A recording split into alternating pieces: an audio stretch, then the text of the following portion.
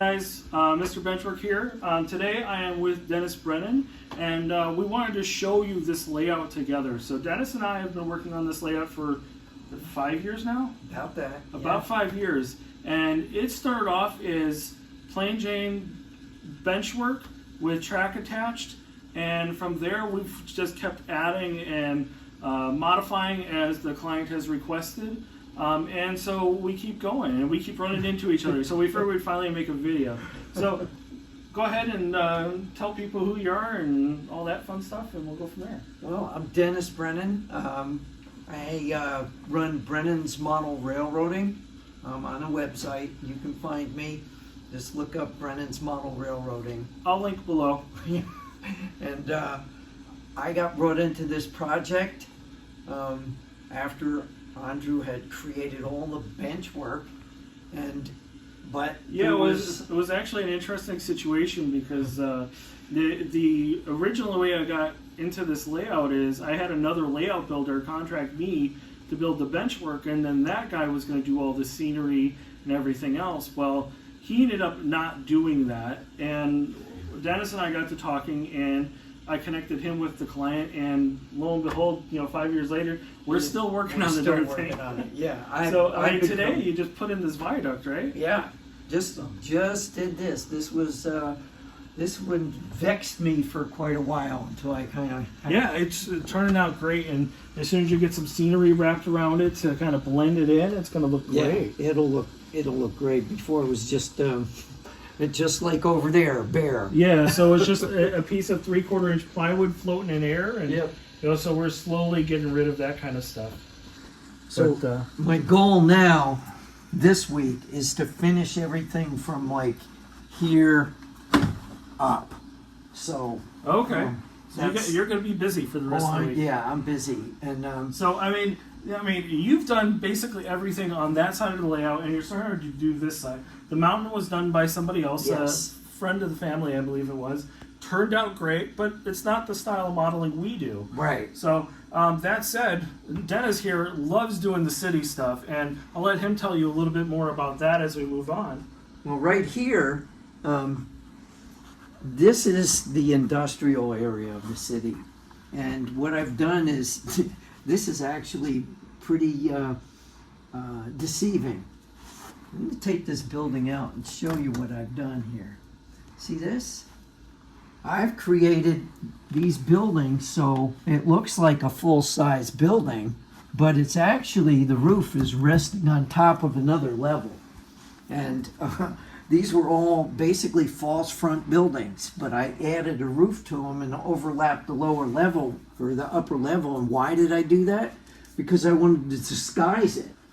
You want to see, and you'll see that track back there. I let that disappear behind these buildings, so that trains gives it some forced perspective. Yeah, and forced perspective. The buildings on the upper level are HO buildings that I've kit bashed. In fact, almost everything on this layout has been a kit bash of some sort. Yeah. So this layout is actually, it's 12 foot by 40. Which sounds enormous, but even as large as it is, there's still more room for more stuff. There's room for more activities. It has almost 50 switches on it. It's got over 100 pieces of straight track on it. It's actually almost over 200 if I recall. So it's a lot of materials. I mean, on this layout alone, I think we put, about 500 feet of wire, Josh? Oh, yeah.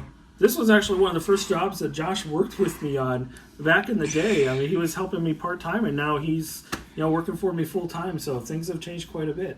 So moving forward, you got a lot going on here in the city. Can you tell us a little bit about that? Okay, yeah, the city, this was just a big flat sheet of plywood when I came here. That was a head-scratcher, but we knew there was going to be a city here. Just didn't know exactly how it was going to turn out, but I work organically. Yeah, you've done a great job of taking a rectangle and turning it into something that's both visually interesting but more natural looking and more realistic looking for that matter. Well, the key is to make everything flow, right? I didn't want one level here and one level here with no connection between them. And Yeah, that's why you got the roads connecting. Yes. Is it kind of blends it all together. Yep. Okay. And laying out the city was that was a lot of fun. I spent several hours just staring at this. Yeah. Trying to figure out exactly what I was going to do. But the first thing I did, if you remember, is I have a bridge that actually goes across here. It's not in now, but Yeah. that was the lead into the city. That was leading into bare plywood, and from there everything else grew. Yeah. Now, a lot of these buildings are actually pretty identical, but they're all kit bashed and painted different ways, Yes. so they all look different. But it's really probably 4 different models or something. Yeah, well, there's different. A lot of them are MTH buildings. Okay. All of these, and the Yeah, higher so the one ones, in the middle, Yeah. these two here, Yes. and the mid-grade, the 5-story one over Yes. there, they're all the same building. They're all the same basically, but they've been colored differently. This is supposed to represent kind of East Coast, Long Island sort of Okay. look. That's where the customer is grew up. So at any rate, and then I've used Woodland Scenics pre-built buildings, and I've strategically placed them right in the front where Because you they're the can see most them. detailed. They're the most detailed. Okay. The other ones are not that detailed, although they will get more detail as time goes Gotcha. on. Okay. And then, So moving forward, we've got we can see a little bit of the elevated. We'll get to that in a moment, but I actually want to skip forward over here to the turntable. Is you and I both played a pretty big part in this. As you've been watching my channel for a while, you actually saw me make a video on how to install this at this very layout. So this is a Millhouse River Studios 33-inch turntable, if I recall, and it's a beautiful piece. They also make a bunch of other stuff. They make coal tipple and all kinds of weird things. But if you're gonna put a turntable on your O-gauge layout, this is really the only way to go. Great quality, easy to install, provided you don't wire it wrong. I made that mistake. It cost me $200. But it's very simple to operate. It's all push button control, so you can actually program all of it. And it was real fun. And the only difference between this and the rest of the layout is this module that this turntable is in is actually surfaced with a 3/4 inch sheet of plywood, whereas everything else is 1/2 inch. And what that does is that gives a little bit extra depth for this turntable, makes it a little extra rigid, so you don't have to have so many supports underneath it. Makes it a little easier. And then my man Dennis here, he actually designed and sold the Roundhouse kits, and you're not selling those anymore, No, are you? my Do you have mates- any left? no. No, okay. 60 of them were made, and 60 of them went out the door. Can you tell me a little bit about it, how it came to be, and how it came to be not? Well, you talked about the turntable. The fellow that designed this turntable, Al Zamorsky from Millhouse River Studios, called me up one day and he said, "Dennis, I need a roundhouse for my turntable, and I know you have these castings. I bought castings, plaster molds actually from downtown Deco. Okay. So I bought a bunch of molds that Randy Peprock at Downtown Deco was not using anymore, and rather than reproduce the kits that he did, I thought, well, I'll just use them as basically to make kit bashes of what he did. So he never had a roundhouse. This came from a particular kit that was a 2-stall. No, actually it wasn't even that. It was, I don't remember what it was, but obviously you've got turned into a 5. I turned it into a roundhouse. So basically it's a kit bash, but then it's also scratch. It's a kit bash kit. Yes, it's Nice. a kit bash kit, but there's custom windows had to be made, and all of the interior wood pieces had to be cut by hand by me, which Easier said than done. way yeah. easier said than done. If So- you've ever been involved in creating any kind of kit product for anything, whether that be for model railroads or other hobbies, you know the challenges of putting together lots of tiny little parts into a kit for somebody else to hopefully interpret your instructions correctly to build something as beautiful as that roundhouse. So let's go around the corner a little bit, and then so here we're going to have a great view of the downtown area all the way through the L. And I'm from Chicago, so I call it an L. Well, but this is a great view. It really you can is. See that whole looking down the street that goes right under the L. You can see. You see how it kind of meanders, and he's got all of the little blocks for the cars, and the little fences, and I mean it's well lit. There's all kinds of little details there, and that's one of the beautiful things about the way Dennis does his scenery is every angle is different. You're gonna see something that you haven't seen before. So can you tell me a little bit about the what I'm calling the L here? The L, this came about because I needed a view block down at the other end, and I thought, you know what? If I put an elevated section, and there you go. So I contacted, I think it's Bridge Boss. Yeah, I heard recently he just passed about a month ago, unfortunately.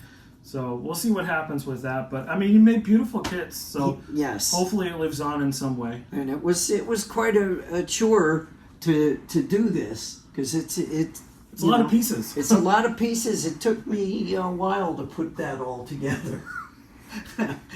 And then this is one of my actually is a kit bash right here. This powerhouse, that's a kit bash that I am actually turning into a kit. Oh, cool! So it's gonna be a kit. Yes, it's gonna be a kit. Have you priced it yet? It's probably going to be. Not yet. Yeah, I don't know. I'm working on it actually. It's a cool structure though. It's gonna be gorgeous. Well, I thought. See, the Woodland Scenics has that little substation.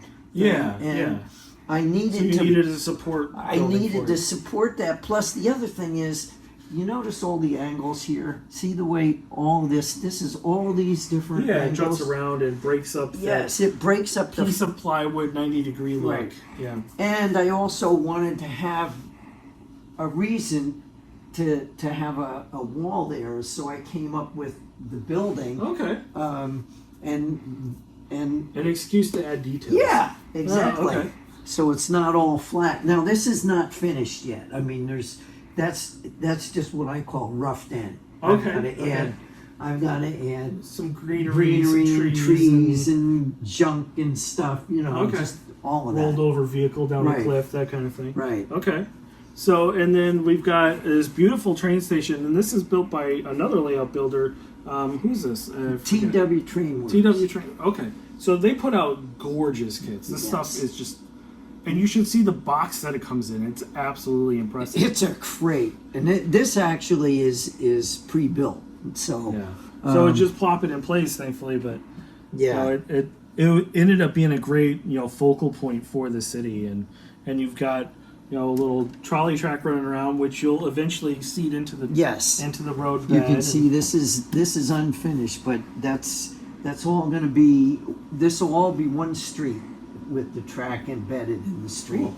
So, and then down here we've actually got one of our control panels. So in this case, I was actually using the DZ switch machines that come with Ross Custom Switches track. And then we've got our uncoupler buttons here, and then we got some on-off buttons here for the tracks to park trains. Now, this is one of 6 or 7 control panels on this layout, and there's actually been enough changes on the layout that we're actually going to do an upgrade on these sometime next year. So, and then moving forward just a little bit, provided Josh doesn't trip over himself, we've actually got our control station, and I actually built this cabinet for him too. So, you've got doors with storage on the door, room for all of the other controls. I mean, this is a lot of power, but it's a big layout too. So, you needed a place to store that. And then actually on the back side of it, and we'll flash a photo of it, we actually have all the wires organized on a grid pattern. which makes it easy to trace any issues like we had today. So, we were able to hunt down the problem pretty quickly because we keep everything organized and color-coded. And that's kind of par for the course for MRB is, we want to make sure that it's not only serviceable by us, but by also the client as well. So, it's a beautiful project. It's coming along greatly. Is there anything else you wanted to add before we... No, I think that's about it. I think we pretty much covered it. We'll probably keep you guys updated. Yeah, another 5 years, we'll probably still be working on it. The running joke is 2030 at this point. But, it's been a fun project. It's been great working with Dennis, and I look forward to working on more projects with him and, absolutely, see what the future holds. And we'll get Josh into the mix here real quick. And, it's going to be a fun couple of years. So, if you enjoyed the video, guys, please like, subscribe, do all that fun stuff, and we'll see you on the next one. Thanks for watching.